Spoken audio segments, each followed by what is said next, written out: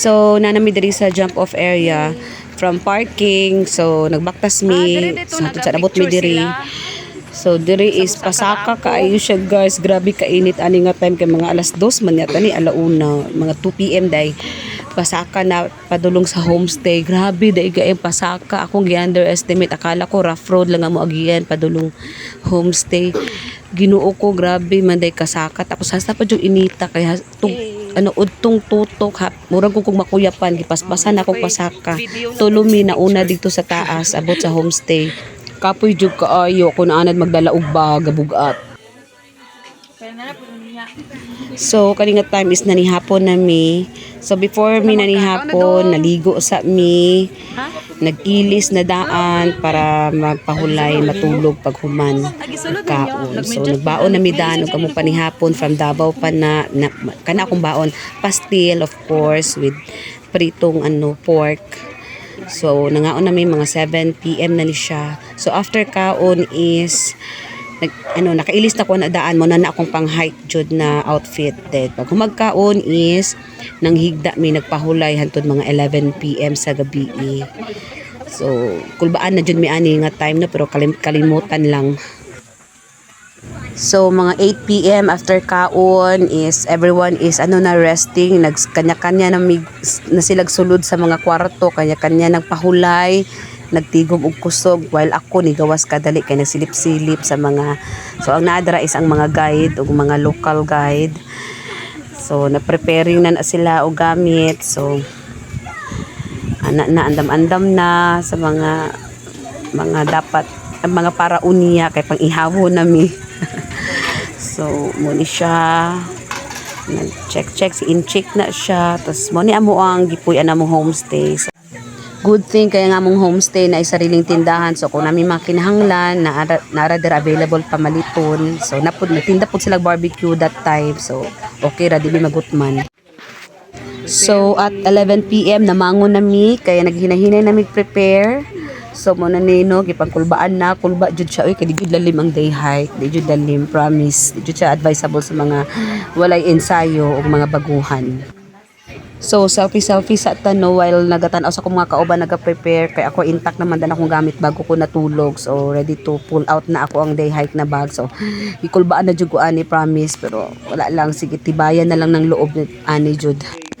So kaninga time is naga-briefing na si among guide na si Incheck. So gina-briefing namin yung sa mga do's and don'ts during hike pag naa sa trail. So ang map iyang gina-discuss. So kaninga time is kamora ning oras nga naka video ko, naka picture nanami sa boulders ani at 5 AM.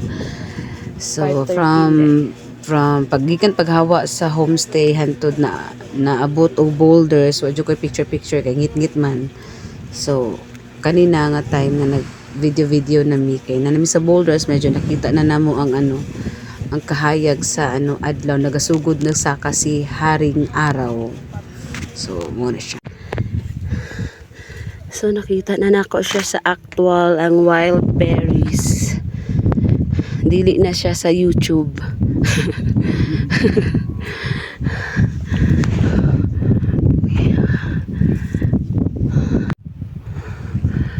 Hinan mi sa boulders Jude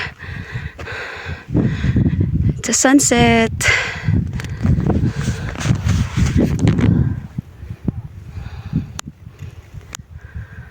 Mag video na lang ko sa akong self kaya wala ko kuan. Wala mo picture na ako.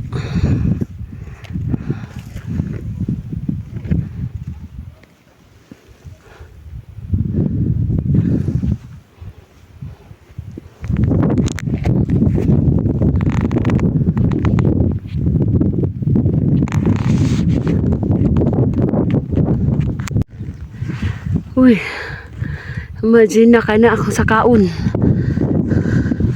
Diba? Muna yung makita sa coastal. Kananggikan kayo sa coastal road. Kanang puti-puti. Mauni siya. At least abot ko dire siya. Mauni siya yung makita sa coastal road. Kanang puti-puti. So pa ko mga kauban sa ubos.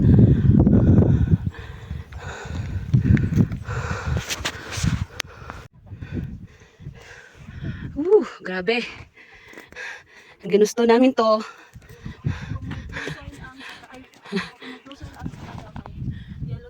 Dire. As in. It's literally die hike. At least nabot og boulders by 5 a.m.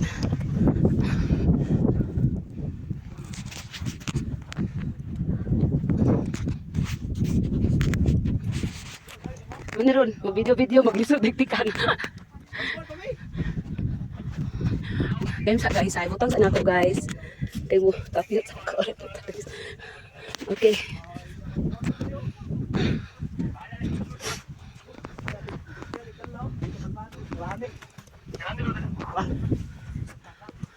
Kasi na matanaw. Asa makita matotong. Ato na mo.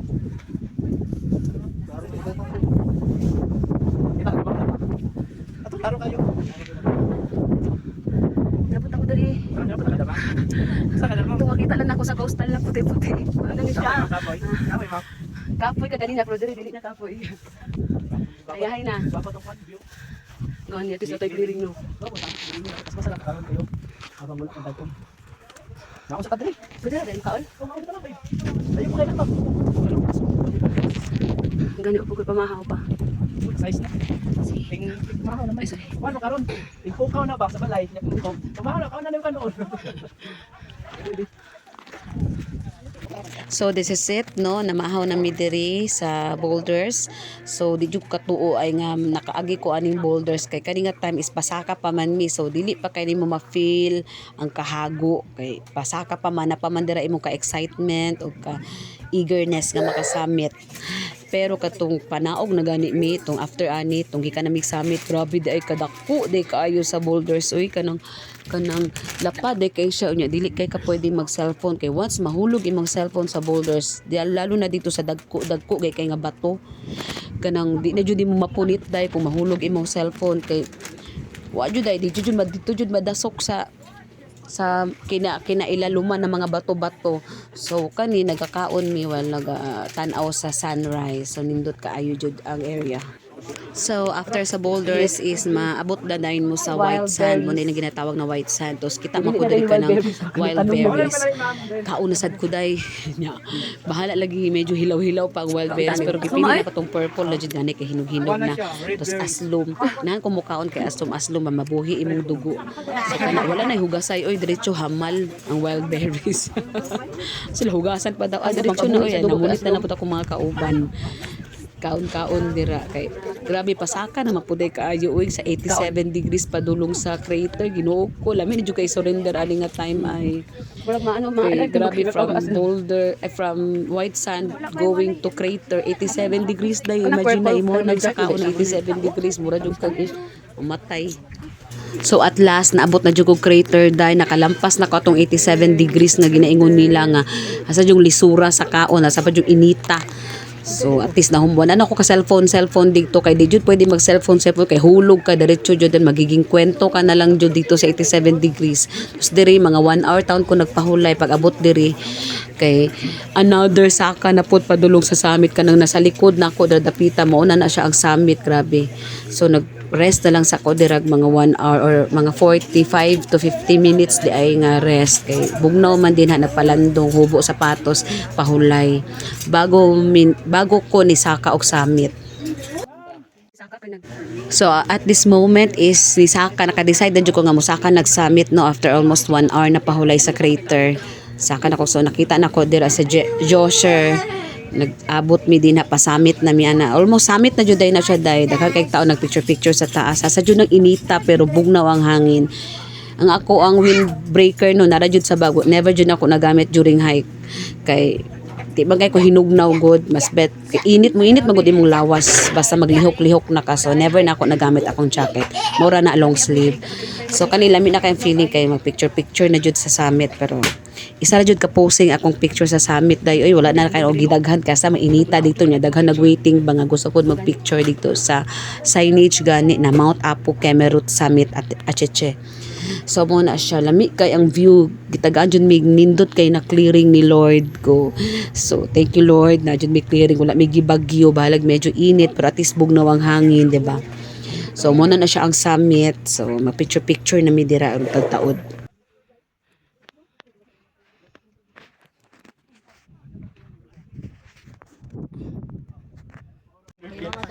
So we're here na sa peak.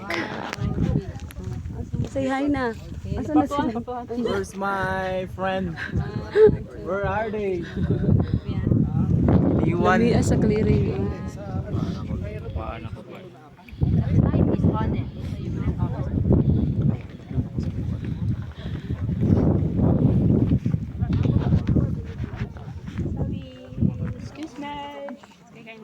Joseph, maano ka nila, photo bomber ka. Sorry. 1, 2, 3. Finally, nasa summit na jud. Grabe. Worth it jud ng tanan. Awara good na oh. Grabe ka steep. Manaog na mi. Balik na pud mi gaagyaan ng boulders. My God. Laban.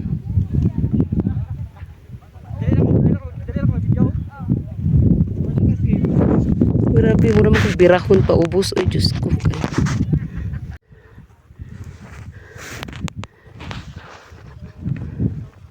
So at this moment is nakababa na ko from summit down to crater, then from crater down to 87 degrees pababa. So nana ko this time nana ko sa white sand. So ano kay siya nag-fog.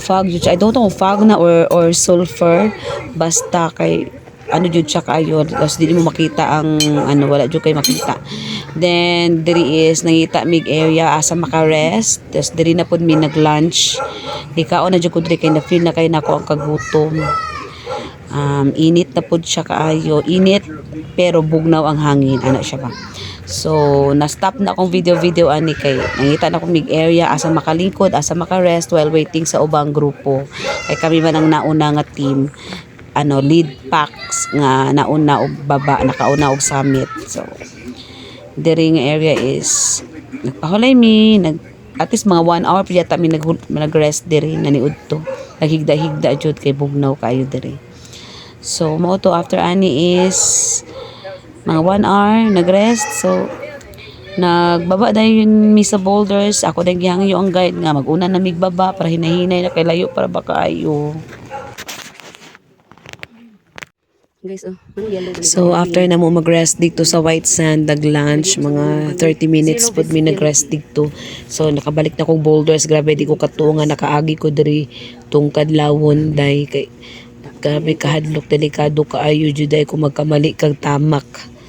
So mga 12 noon na nako diri pagawas na ko sa boulders. So nako diri kita na ko mga sulfur nag-aso-aso. So the rest is wala na jud ko ka video kay focus na ko sa kong pagbaktas pa downhill, lisod kaayo nya, kapoy na kayo, exhausted na kayo ang lawas, grabe. So pagawas na ko sa boulder at 12 noon. So mo to guys, wala na jud ka video after nako makagawa sa boulders kay grabe na jud ka technical ang trail. Lisod na kay mag cellphone yan, after pa jud mig ulan from Camp 2 to Basakan. Grabe, slide kayo. So sige na ko panggunit sa mga ugat, kamang na jud ko, grabe. Kahila ko na kay ko dugay kay mahuman ang trail, dugay kay maabot sa homestay, grabe. So that's it. Hago jud siya. Thank you.